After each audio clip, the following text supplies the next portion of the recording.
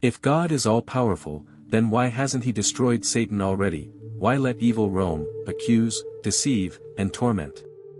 The answer is far deeper and more strategic than most believers dare to explore, because the truth is, God cannot kill Satan in the way you expect, not because he lacks power, but because he is bound by his own justice, holiness, and prophetic timeline.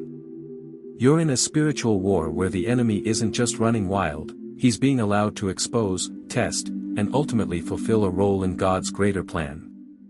Think of Job. Satan had to get permission to attack, and even then, there were limits. Why?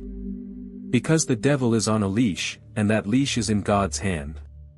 Revelation 20 shows the devil being bound and later released, strategically.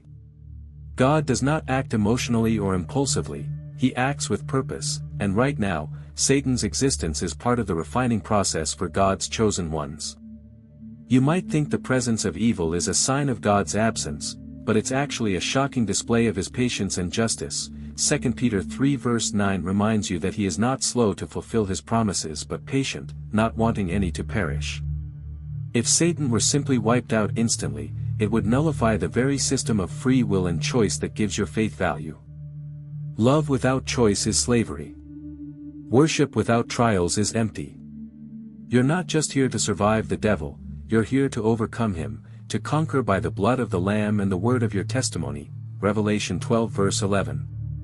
The fallen angels, too, are being held for judgment, not escape. Jude 1 verse 6 makes that clear. God's delay is not weakness, it's a courtroom unfolding, and every moment you resist sin, every time you choose righteousness when no one's watching, you're testifying in the trial of eternity. Satan will be judged, but not before every soul has had the chance to choose sides. The devil's presence exposes the counterfeit so that the authentic can shine. He can't be destroyed yet, because his final punishment is part of God's righteous conclusion to the war that started in heaven and spilled into your life. Your suffering is not meaningless, it is proof that your story matters in this epic spiritual war. So stop asking why God hasn't ended the enemy and start asking why you were born into this generation, equipped with authority, and filled with the Spirit. You were not placed here to avoid the fire, you were placed here to stand in it and not be burned.